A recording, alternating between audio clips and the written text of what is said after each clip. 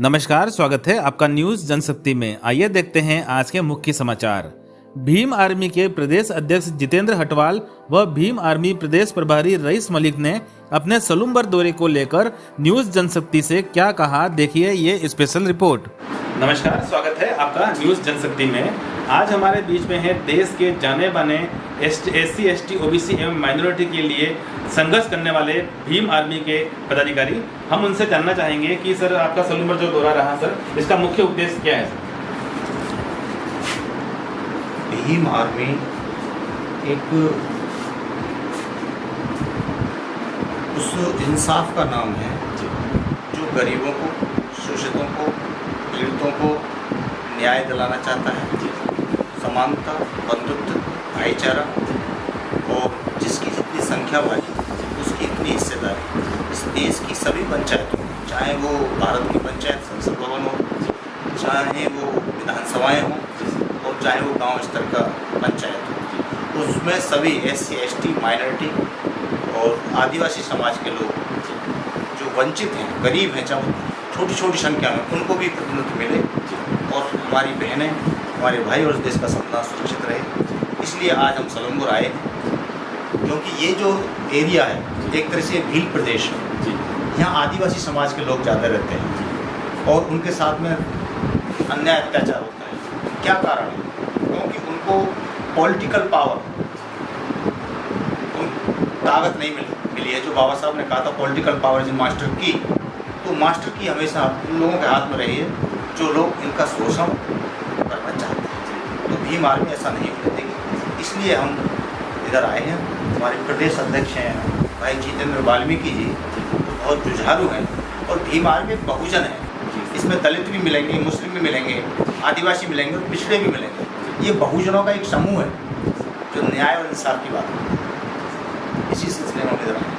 हमारे बीच में है राजस्थान के भीम आर्मी के प्रदेश अध्यक्ष जितेंद्र जी हटवाल। हम उनसे जानना चाहेंगे सर, क्या कारण है कि देश में SC, ST, OBC और माइनॉरिटी पे लगातार अत्याचार बढ़ते जा रहे हैं और इसमें अपना भीम आर्मी इसको किस तरह से रोक सकता है सर? देखिए, आप सभी को पता है कि किस तरीके से जो हमारे को थोड़ी बहुत जो हकाधिकार मिले हमारे बाबा साहब के संविधान की वजह से मिले। जिस तरीके से अभी जो मौजूदा सरकार है उनके बयान देखिए कि हम संविधान को मिटाना चाहते हैं, संविधान विरोधी ताकतें, मतलब तो इसके संदर्भ के अंदर हम संविधान बचाओ यात्रा राजस्थान के अंदर 28 तारीख से हमारे बड़े भाई चंद्रशेखर आज़ाद जी शुरू कर रहे हैं। इस यात्रा के माध्यम से हम लोग संविधान के प्रति लोगों को जागरूक करेंगे कि जो ये लोग सामंतवादी लोग और जो आज BJP के लोग, RSS के लोग जो संविधान को बदलना चाहते हैं, इसको ख़त्म करना चाहते हैं, इसको बचाने के लिए आज भीम आर्मी के हर एक कार्यकर्ता रोडों पे लड़ने का काम कर रहा है। और जिस तरीके से राजस्थान के अंदर तो आप देखिए, यहाँ SC, ST और OBC माइनॉरिटी के लोगों के लिए तो यह एक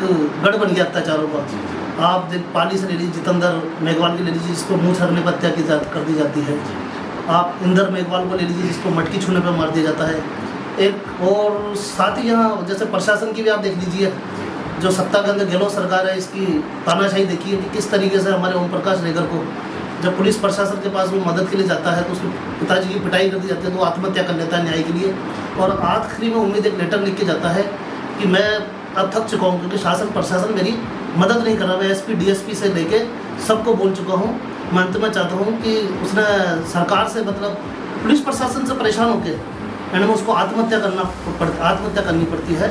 और वो लेटर लिख के जाता है कि मेरी लड़ाई जो आगे की लड़ाई है, न्याय की लड़ाई, मैं भीम आर्मी से उम्मीद करता हूँ, बड़े भाई चंद्रशेखर जी से उम्मीद करता हूँ कि मेरे को न्याय दिलाने का काम करे।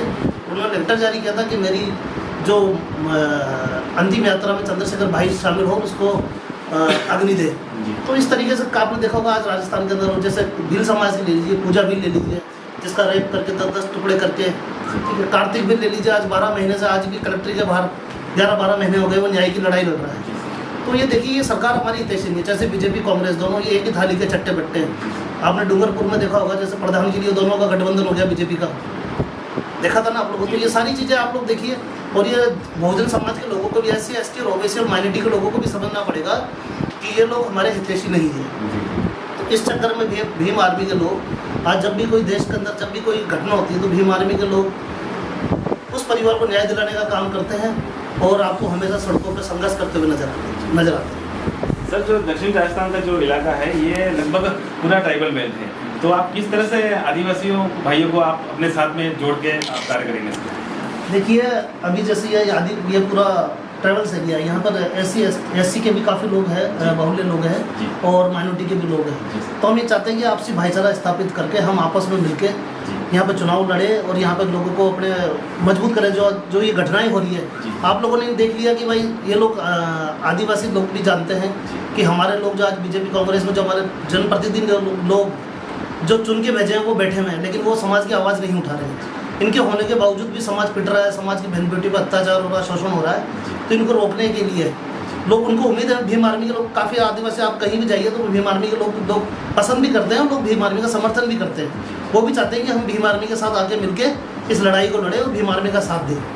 सर, देश में जो SC जो एक्ट है, इसको लगातार कमजोर करने की साजिश चल रही है, तो इसमें आपके क्या विशेष करेंगे आप इसमें?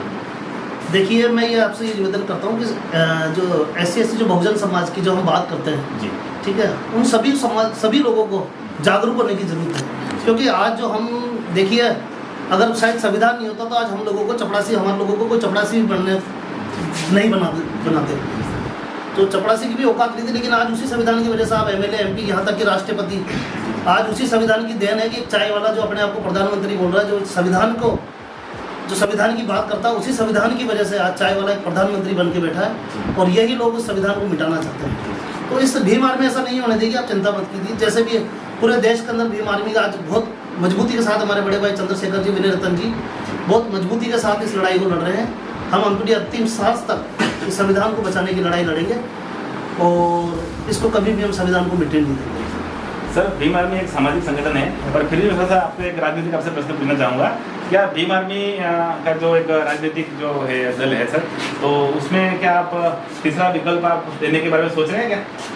देखिए, बाबा साहब डॉक्टर अम्बेडकर साहब ने कहा था पॉलिटिकल पावर इज मास्टर की। जी सर। और बाबा साहब का जीवन पूरा राजनीतिक रहा और हमें जो अधिकार मिले हैं वो राजनीति से मिले हैं। तो बाबा साहब डॉक्टर B.R. अम्बेडकर साहब ने राउंड टेबल कॉन्फ्रेंस के अंदर जो हमें अधिकार दिलवाए थे, सेपरेट सेटलमेंट, सेपरेट इलेक्टोरेट, जो गांधी जी की वजह से हमें वो अधिकार बाबा साहब पीछे हटना पड़ा, चुनाव पैक्ट हुआ, समझौता हुआ और वो हमारे आधे अधूरे अधिकार मिले। तो फिर भी उन अधिकारों की वजह से आज हम IG, DIG, collector, commissioner, ADM, SDM, master, teacher, engineer और कोट पैंट टाई पहन करके चलते हैं। भारत जैसे देश में जहाँ छुआछात, भेदभाव, जहाँ धर्म के नाम पर इंसानों को मारा जाता हो, जबकि बाबा साहब डॉक्टर अम्बेडकर का संविधान होने के बाद भी तो अभी कुछ कमियां तो हैं। इसलिए इन कमियों को सुधारने के लिए भीम आर्मी पॉलिटिकल पावर को ताकत तो देगी जी। और जैसे RSS के लोग बीजेपी को सपोर्ट करते हैं जी, और उसके माध्यम से मनवादी संविधान लाना चाहते हैं, तो भीम आर्मी भी इस बहुजन समाज को, दलितों को, मुसलमानों को, आदिवासियों को इस बात के लिए समझाएगी, नारी समाज को, कि आज देश की नारी राष्ट्रपति है तो बाबा साहब डॉक्टर अम्बेडकर की देन है। इस देश के किसी धार्मिक ग्रंथ की देन नहीं, भारतीय संविधान की देन है। जो आज लेडीज हाथ में घड़ी बांध के चलती है, कोट पैंट टाई पहन के चलती है, लाल बत्ती में चलती है, राष्ट्रपति बनती है, डॉक्टर बनती है, इंजीनियर बनती है, DM बनती है, कलेक्टर बनती है, बाल कटा के चलती है और इस देश का हवाई जहाज चलाती है, पायलट बनती है, इस भारतीय संविधान की देन है। तो हम भीम आर्मी जागृत करने का नाम है, संविधान को मजबूती देने का नाम है भीम आर्मी, न्याय दिलवाने का नाम भीम आर्मी है और पॉलिटिकल पावर को मजबूत करने का नाम भी भीम आर्मी है। ये भी हमारा आने का एक वो है।